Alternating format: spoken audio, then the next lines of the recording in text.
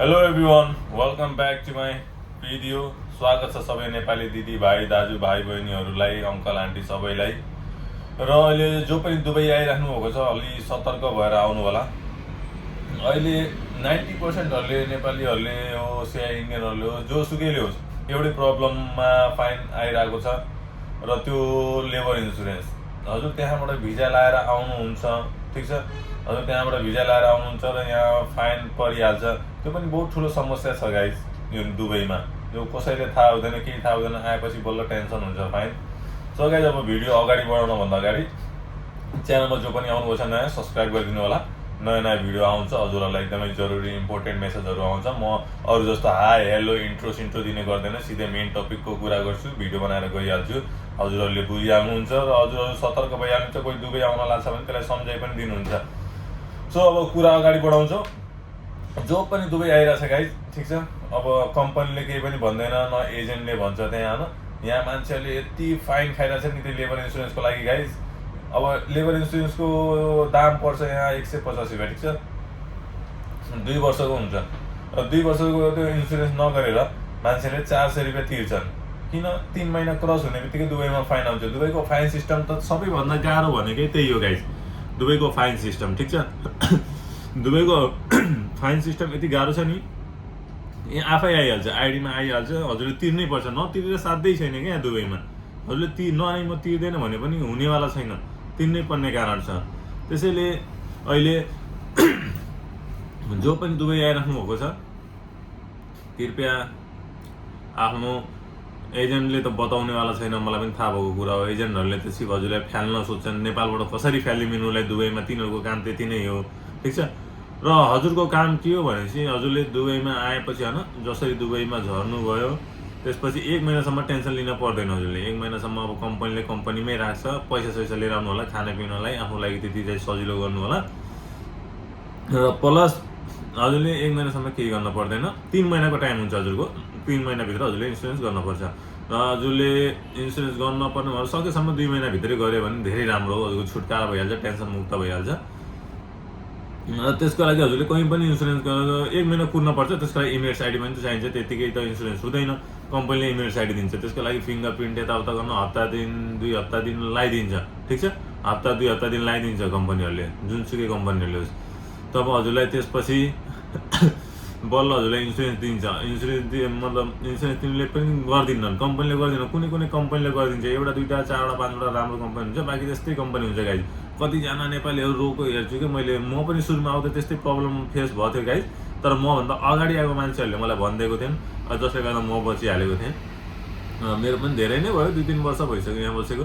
अहिले हेरिरहेको छु त्यही कारणले नेपालीहरू धेरैलाई फाइन आइरहेको छ। र मलाई पनि मन पर्दैन एउटा नेपालीले गर्दा, होइन, अर्को नेपालीले फाइन खाएको हेर्दा अर्को नेपालीलाई राम्रो लाग्ने छैन। अरू देशको भए अर्कै कुरा हुन्छ, तर आफ्नै नेपालीले खाएको धेरै मन दुख्छ। त्यसैले मैले यो भिडियो बनाइरहेको छु कि जो पनि आउनुभएको छ यहाँ 1 महिना बित्ने बित्तिकै हजुरको आइडी साइडी आयो भने तुरुन्तै गएर लेबर इन्सुरेन्स गर्नु होला। पहिला कम्पनीलाई सोध्नु होला लेबर इन्सुरेन्स गर्दैछ कि नै। कुनै कम्पनीले गरिदिएको हुन्छ भने ठिकै छ, राम्रो।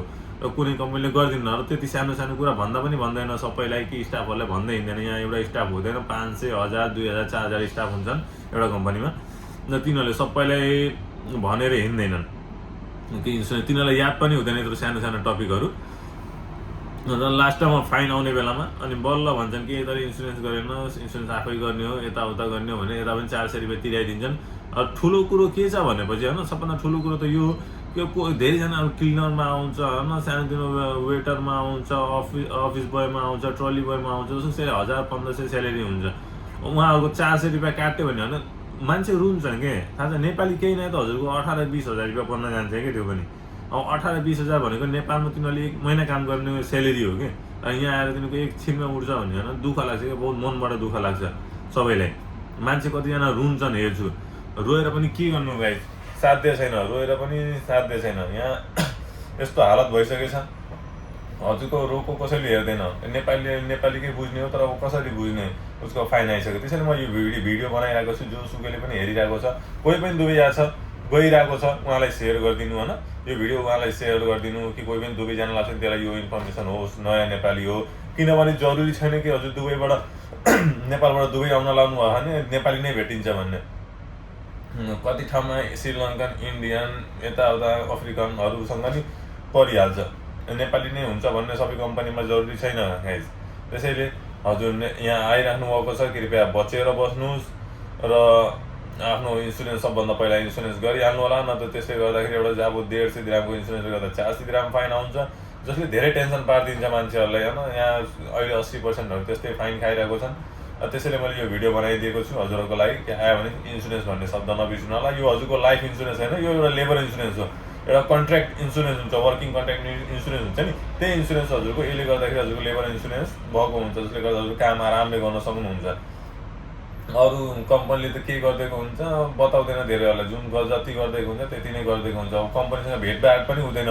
हजुरहरू बस्ने भनेको लेबर क्याम्प हुन्छ, क्याम्पमा हजुरलाई बसालिदिन्छ, अफिस अर्कै ठाउँ हुन्छ र अफिस जानु भनेको हजुरलाई बहुत ठुलोको हुन्छ। 100-200 रुपियाँ भाडा तिरेर अफिस त पक्कै जानुहुन्न कुनै पनि अफिसमा। त्यसैले मैले भनेको अब कोही पनि आउनुपर्छ कृपया आफ्नो ध्यान आफै राख्नु होला। दुबई भने जस्तो पनि हुँदैन, गाह्रो लास्टै गाह्रो हुन्छ गाइज। अरू भिडियो पनि मैले बनाइरहेको हुन्छु, आइरहेको छ, के कस्तो हुन्छ, सिचुएसन कस्तो हुन्छ, काम कस्तो हुन्छ, ड्युटी कस्तो हुन्छ, मैले सबै बनाइरहेको हुन्छ। त्यसको लागि सब्सक्राइब गरिहाल्नु होला बुझ्नको लागि। हजुरहरूलाई सजिलो हुन्छ, सजिलोभन्दा सजिलो हुन्छ गाइज। मेरो कुरा सुन्नुहुन्छ, मैले हर चिज बताइदिएको हुन्छु, यति सजिलो हुन्छ, हजुरलाई केही टेन्सनै लिन पर्दैन। दुबई आयो भने कसरी के गर्ने, कहाँ के यताउता सब A to Z बताइदिन्छु। र हजुरलाई इन्सुरेन्स गर्न छ भने 1 महिना बित्छ भने केही गर्न पर्दैन। हजुर अनुसारी गए पनि हुन्छ, अल अनुसारी भन्ने यहाँ हुन्छ, त्यो एक्सचेन्ज हुन्छ होइन, एक्सचेन्ज हुन्छ, त्यहाँ गएर गर्न सक्नुभयो। तहसिल सेन्टरमा गएर गर्न सक्नुभयो, नत्र टाइपिङ सेन्टर भन्ने हुन्छ, त्यहाँ पनि गएर गर्न सक्नुभयो। अप्सन धेरै हुन्छ अरूसँग इन्सुरेन्स गर्न, कोहीसँग पनि सोधेर सबैले बताइदिन्छ आरामले लेबर इन्सुरेन्स गर्न छ भने। तर मान्छेहरूको होस हुँदैन यही कुरा, त्यसैले गर्दा फाइन आउँछ गाइज। सो त्यसैले मैले भनेको जति पनि नेपाली भाइ बहिनीहरू हुनुहुन्छ आउनुहुन्छ, यो कमसेकम इन्सुरेन्स भन्ने शब्द, लेबर इन्सुरेन्स भन्ने शब्द आफ्नो इमेल आइडी आउने बित्तिकै गरिहाल्नु होला, नत्र हजुरलाई प्रब्लम पर्छ।